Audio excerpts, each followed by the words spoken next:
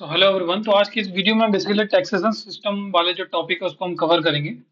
तो काफ़ी अच्छे से कवर करेंगे, तो वीडियो को एंड तक जरूर देखिएगा।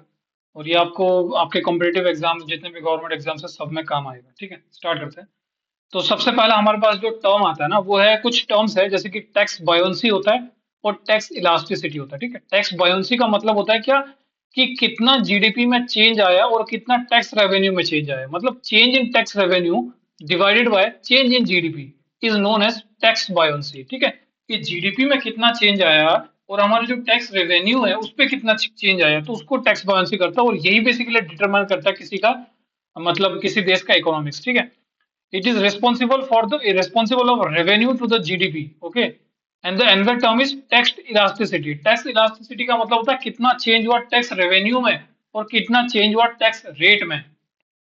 ठीक है, change in tax revenue upon change in tax rate, change in tax revenue upon change in tax rate. ठीक है, जैसे कि सपोज मेरा इनकम है 1 लाख रुपए। ठीक है, 1 लाख रुपए। ठीक है, तो जब 10% टैक्स होता है, टैक्स टैक्स रेट होता है, तो मुझे देना पड़ता है कितना रेवेन्यू, 10,000 रुपये। ठीक है, टैक्स भरना पड़ता है।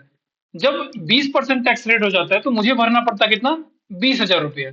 जब 30% टैक्स रेट हो जाता है तो मुझे भरना कितना पड़ता है, 30,000 रुपये। ठीक है, तो ये बेसिकली एक इस टाइप का आपको एक ग्राफ बन जाएगा। ठीक है, देखिएगा 0 से 100%, ये इस टाइप का एक ग्राफ बन जाएगा आपको। इसको हम कहते हैं क्या है, लेफर्स कर्व। ठीक है, inverted V shape tax revenue versus tax rate के बीच में बनता है। ठीक है, इसमें क्या क्या होता है कि टैक्स रेवेन्यू इनिशियली इंक्रीज होता है, टैक्स रेवेन्यू जो ना इनिशियली इंक्रीज होता है with tax rate, but with certain point with increase in tax rate the revenue decrease. ठीक है, एक सर्टेन पॉइंट के बाद जो ना टैक्स रेट के इंक्रीज होने के बाद भी रेवेन्यू जो है ना डिक्रीज हो जाता है। ठीक है, तो ये लेफर्स कब है, ध्यान रखना, लेफर्स कब होता है, ध्यान रखना। ठीक है, अब हमारे पास कुछ अलग अलग टाइप के टैक्सेस होते हैं, जैसे कि प्रोग्रेसिव टैक्स होता है, प्रोपोर्शनल टैक्स होता है और रिग्रेसिव टैक्स होता है। ठीक है, प्रोपोर्शनल और रिग्रेसिव। तो प्रोग्रेसिव में क्या होता है कि with increase in income percentage tax increase, मतलब कि आपका अगर इनकम बढ़ता है तो आपका जो टैक्स देने का वो है ना परसेंटेज, वो भी इंक्रीज होगा। जैसे कि अगर आप 10,000 कमा रहे हो तो आप 0% टैक्स दोगे। ठीक है, अगर आप 1.5 लाख कमा रहे हो तो आप 20% टैक्स दोगे। लेकिन अगर आप 1 करोड़ कमा रहे हो तो आप 30% टैक्स दोगे। तो ये क्या है, ये प्रोग्रेसिव टैक्स हो गया ना। तो ये मतलब इसका एग्जांपल अगर देखोगे तो प्रोग्रेसिव टैक्स में हमारे पास इनकम टैक्स आता है। इनकम टैक्स एक प्रोग्रेसिव टैक्स है। ठीक है, जबकि प्रोपोर्शनल टैक्स में क्या होता है कि फ्लैट रेट होता है।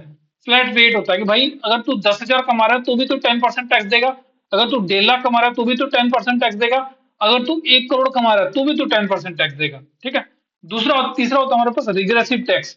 रिग्रेसिव टैक्स का मतलब क्या था, इनकम के इंक्रीज होने से परसेंटेज टैक्स रेट कम होती है, जैसे कि जीएसटी हो गया हमारे पास। ठीक है, ये क्या है, एक प्रकार का रिग्रेसिव टैक्स है। ठीक है, मतलब इनकम, मतलब 10,000 वाला भी 10% टैक्स दे रहा है, 1 करोड़ वाला भी 10% टैक्स दे रहा है। तो ये क्या हो, इनकम के बढ़ने से भी परसेंटेज टैक्स रेट जो है ना वो कम होती है। तो इसको कहते हैं रिग्रेसिव टैक्स। ठीक है, एग्जाम्पल तौर पे जीएसटी हो जाता है। ठीक है, हाँ, जैसे कि एक मैं तुम्हें समझाता हूँ कि भाई रिग्रेसिव टैक्स वर्क कैसे करता है, कैसे मतलब कैसे पता। जैसे कि मैंने एक लैपटॉप लिया, वो 1 लाख रुपए का। ठीक है, लैपटॉप लिया मैंने 1 लाख रुपए का, उसमें 18% जीएसटी लगा और मुझको मुझको देना पड़ेगा 18,000। ठीक है, सपोज लो मैं एक मिडिल क्लास आदमी हूँ, मेरा इनकम है 1,80,000 रुपये। ठीक है, 1,80,000 रुपये मैं कमाता हूँ। अगर 18% जीएसटी लगता तो मुझे कितना देना पड़ेगा, 18,000 तो देना पड़ेगा। तो 1,80,000 का अगर हम 18,000 देंगे तो हमको कितना पड़ेगा, 10% टैक्स रेट लगेगा। ठीक है, परसेंटेज टैक्स इक्वल टू 18,000 मेरे मुझको देना है कितने सैलरी में से, 1,80,000 में, तो मेरे को क्या पड़ा, 10%। ठीक है, सिमिलरली 1 लाख का लैपटॉप वही अंबानी लेता है जिसका सैलरी इनकम है कितना, 1.8 करोड़। ठीक है, तो वो परसेंटेज टैक्स कितना देगा, वो तो 1,18,000 देगा ना, वो भी 18,000 देगा। और ये कितना, 1,01.8 करोड़, तो इसका कितना बढ़ता है, 0.1%। ठीक है, तो क्या हुआ कि भाई जब इनकम बढ़ रहा है ना, तो इनकम बढ़ रहा है तो जो परसेंटेज टैक्स रेट है ना वो घट रहा है। तो इसको हम कहते हैं क्या, रिग्रेसिव टैक्स। ठीक है, क्या कहते हैं हम उसको, रिग्रेसिव टैक्स। एग्जाम्पल है हमारे पास जीएसटी। ठीक है,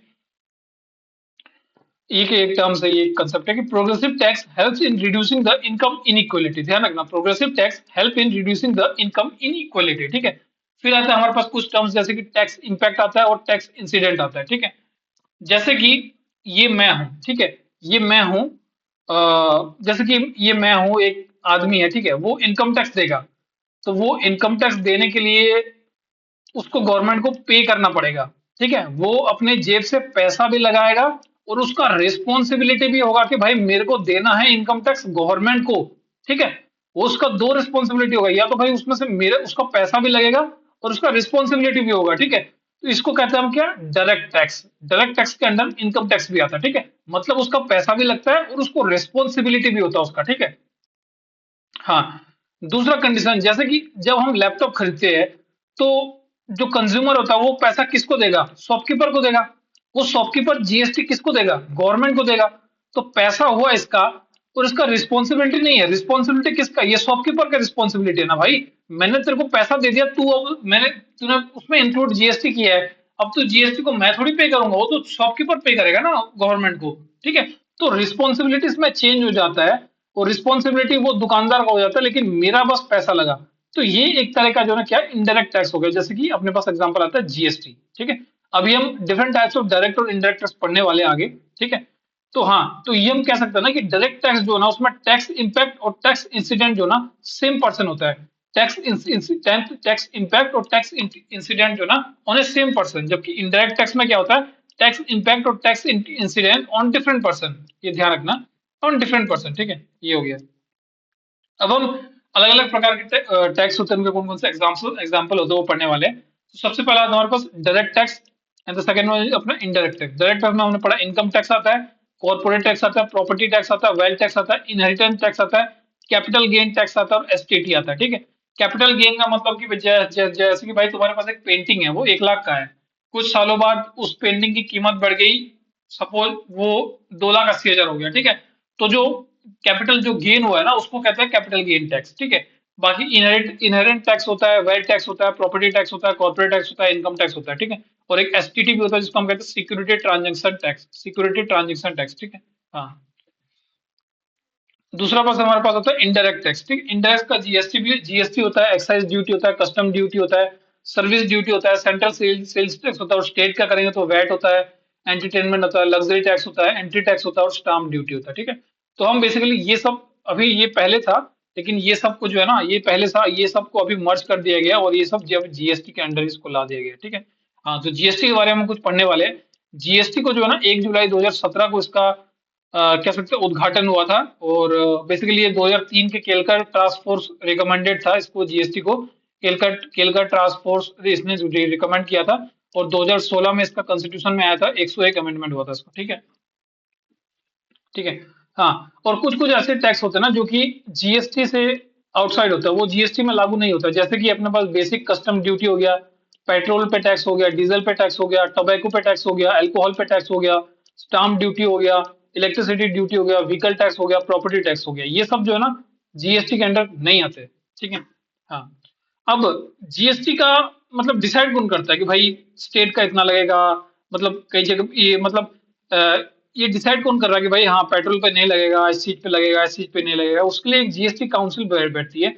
वो दो दो बॉडी होते हैं, इसमें सेंटर भी होता है, स्टेट भी होता है। ठीक है, 3/4 ऑफ मेजोरिटी हमें लाना होता है, 75%। 3/4 ऑफ मेजोरिटी जिसमें जो वोटिंग पावर होता है ना, सेंटर का 1/3 होता है और स्टेट का 2/3 होता है, मतलब दोनों के सहमति से ही कुछ होगा। ठीक है, और जीएसटी काउंसिल का जो एक्स ऑफिसो चेयरमैन होता है वो होता है फाइनेंस मिनिस्टर, ध्यान रखना।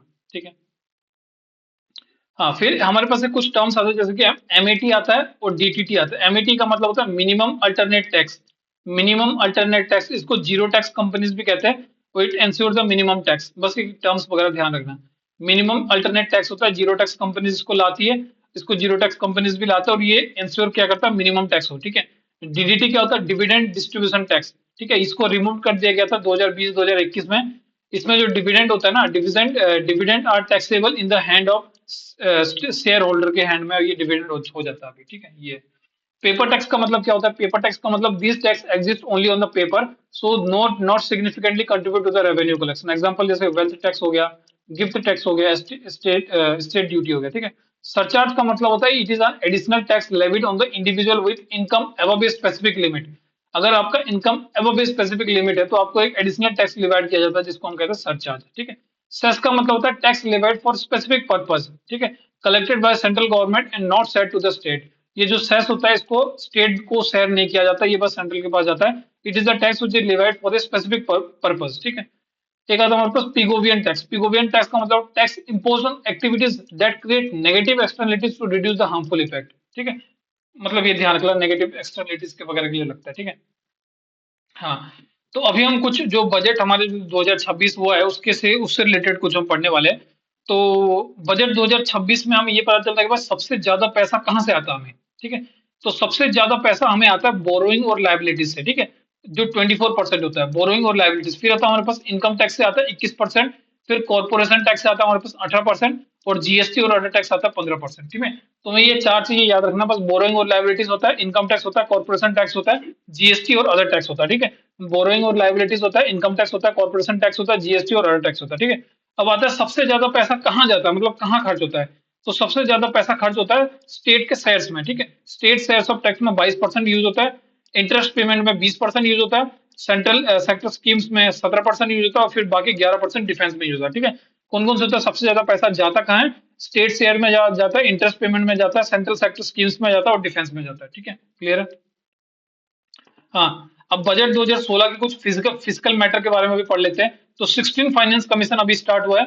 पहले 15 था, अभी 16 हो गया। The government has accepted the recommendation of the commission to retain the vertical share devolution at 41%। Vertical share का मतलब सेंटर हो गया, ये स्टेट होगा, तो ये जो वर्टिकल आता है ना, इसको कहते हैं। ठीक है, 16 फाइनेंशियल कमीशन, तो the government has accepted the recommendation of the commission to retain the vertical share of devolution at 41%। ध्यान रखना है, वैल्यू याद रखना, 41%, 16 फाइनेंशियल कमीशन। ठीक है, एक आता है हमारे पास फिजिकल कंसोलिडेशन। ठीक है, तो जो डेप्थ और जो जीडीपी के जो रेशो था ना, मतलब डेप्थ ये कह सकते हो तुम इसको, ये क्या गया, ये जो हमने जो आगे पढ़ा था ना, ये क्या था, एक सेकेंड, ये tax buoyancy, GDP upon revenue, GDP upon revenue, इसकी बात हो रही है। ठीक है, हाँ। तो ये आ गया अपने पास फिजिकल कंसोलिडेशन। ठीक है, फिजिकल कंसोलिडेशन अगर बात करें, ठीक है, तो इसमें डेब्ट टू जीडीपी रेशो अगर 2025-26 में देखें ना, तो डेब्ट टू जीडीपी जो रेशो था वो था 56.1%, और अभी 2026-27 में वो हो गया 55.6%। ठीक है, 2025-26 में जो फिजिकल डेफिसिट था वो था 4.4% ऑफ द जीडीपी, और अभी जो 2026-27 में हो गया फिजिकल डेफिसिट, वो हो गया 4.3% ऑफ द जीडीपी। 4.4 था, 4.3 हो गया, 56.1 था डेब्ट टू जीडीपी रेशो, अभी 55.6% हो गया। ठीक है, ये कुछ कुछ फैक्टर है तुम्हें याद करना पड़ेगा, जैसे कि इनकम डिस्टेंस में जा रहा है, इनकम डिस्टेंस में जा रहा है 45%, पॉपुलेशन में जा रहा है 15%, एरिया में जा रहा है 15%, फॉरेस्ट इकोलॉजी में जा रहा है 10%, डेमोग्राफिक परफॉर्मेंस में जा रहा है 12.5%, और टैक्स एफर्ट में जा रहा है 2.5%। ठीक है, इनकम डिस्टेंस हो गया, पॉपुलेशन हो गया, एरिया हो गया, फॉरेस्ट इकोलॉजी हो गया, डेमोग्राफिक परफॉर्मेंस हो गया, टैक्स रिपोर्ट हो गया। ठीक है, एक फिर आता है हमारे पास एफआरबीएम एक्ट आता है 2003, जिसको हम कहते हैं physical responsibility and budget management act. ठीक है, ये 3 स्टेटमेंट देता है, कौन कौन सा, बस इसको बस पता होना चाहिए, बाकी कुछ उतना कुछ खास नहीं है। पहला तो हमारे पास medium term fiscal policy statement होता है, फिर आता है फिजिकल पॉलिसी स्ट्रेटेजी स्टेटमेंट, फिर आता है हमारे पास macroeconomic strategy statement. Medium term fiscal policy statement हमारे पास 3 ईयर 3 ईयर का फिजिकल टारगेट होता है इसमें।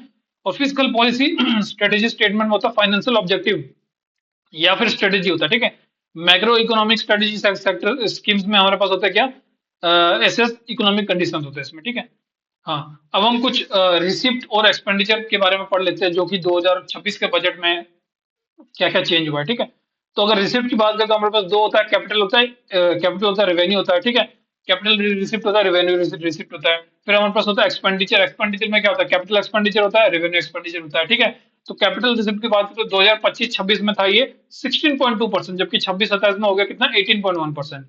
रेवेन्यू रिसिप्ट की बात करें तो 25-26 में था 33.4%, अभी हो गया 35.3%। एक्सपेंडिचर की बात करें तो कैपिटल की बात करें तो 25-26 में था 14.0, और अभी हो गया कितना, 17.1। रेवेन्यू एक्सपेंडिचर की बात करें तो 25-26 में था 38.7%, और अभी कितना हो गया, 41.3%। हाँ, तो ये था सारा आपका पूरा टैक्सेशन सिस्टम का कंसेप्ट। आई होप आप सभी को क्लियर हो गया होगा। ठीक है, मिलते हैं आपको एक न्यू वीडियो के साथ, तब तक के लिए जय हिंद, जय भारत।